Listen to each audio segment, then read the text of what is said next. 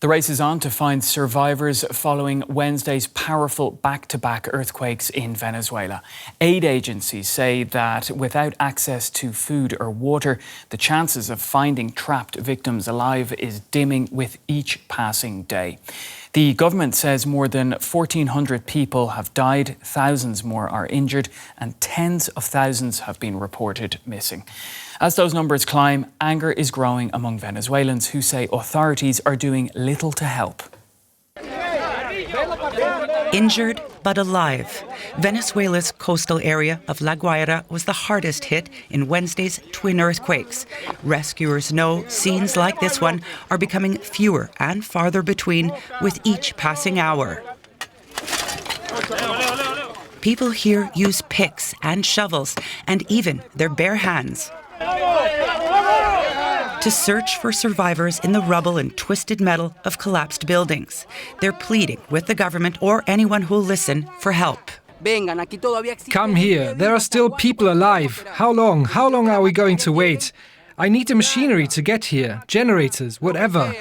Private, public, whatever, international and national, whatever. There isn't even a generator here to power a drill over there. We need support, please. There are still people there. We need machinery. There are people there, but there's no machinery. Please help us, please. Looting has also become a problem in La Guaira. People accuse police of turning a blind eye as thieves take what they can find from shops and warehouses that were damaged in the quakes. The government says it's deploying the military to La Guaira to restrict access in the disaster area. As acting president, Delcy Rodriguez toured a devastated neighborhood in the capital, Caracas, on Friday. She was confronted by angry Venezuelans upset at the slow pace of help. This woman accuses Rodriguez of campaigning in the midst of a tragedy instead of helping people. As the crucial window for rescuing survivors narrows, crews from around the world are arriving in Venezuela. Countries sending help include France, Spain, Mexico, and the United States.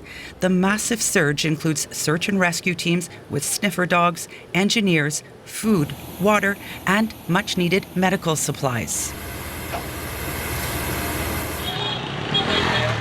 Hospitals in Caracas and La Guaira are overwhelmed with patients and families seeking information about loved ones they can't locate. The UN says more than 50,000 Venezuelans have been reported missing since Wednesday's back-to-back earthquakes. All right, let's speak now to Stephany Murillo, Head of Regional Supply Chain Management at the International Committee of the Red Cross, based in Panama. Great to have you on DW News. So first and foremost, can you tell us what exactly Venezuela needs most right now?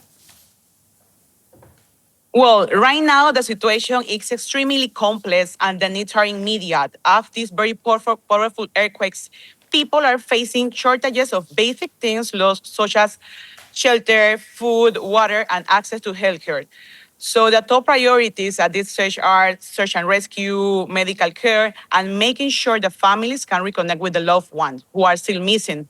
And at the same time, we are focusing on providing shelter to the families who have lost their homes and ensuring the access to water and sanitation. So there's a very good, strong need for psychological support because many people are still in shock, afraid of the aftershocks and sleeping outside in the street. So it's really a combination of life-saving response and helping communities to stabilize lastly.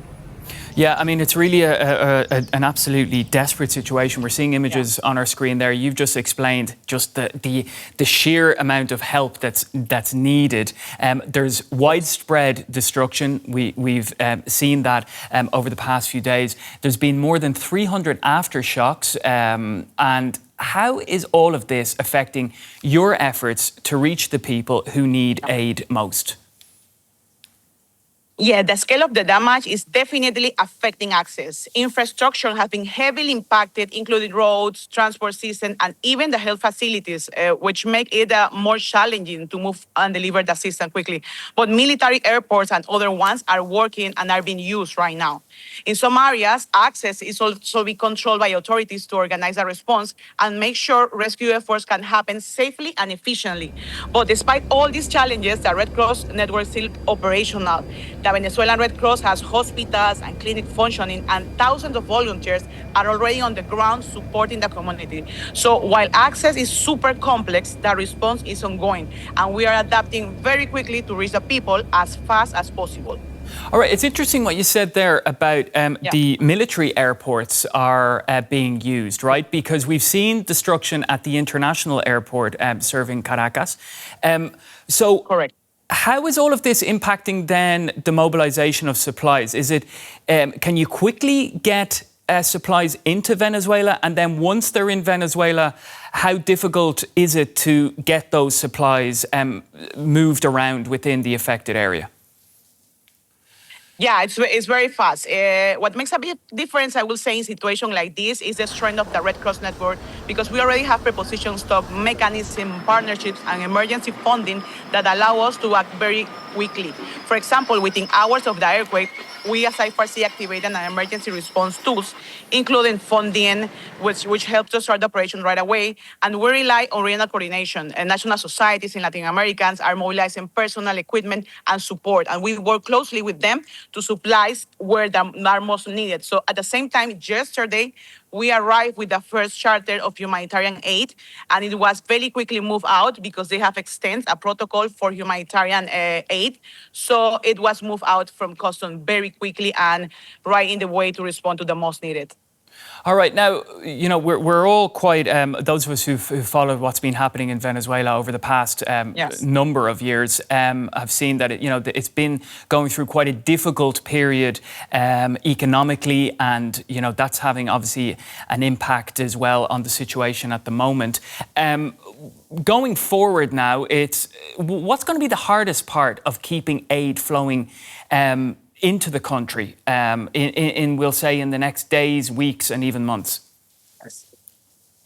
Well, the aftershocks are still happening, which means risk remain high, and both for community and responders. And people are still living with a lot of uncertainty. So at the same time, the needs will change. When what starts an emergency response will quickly move into a longer-term support. So the appeal objective from IFRC is to support hundreds of thousands of people, and sustain international support will be super critical. So overall, it's about maintaining the momentum and adapting to the changing needs, and making sure no one is left behind, especially the most vulnerable. So we are here for that. That's great, Stephany. Thanks so much for taking the time to speak to us. I understand it's an extremely busy period for you. Stephany Murillo from the Red Cross joining us today from Panama.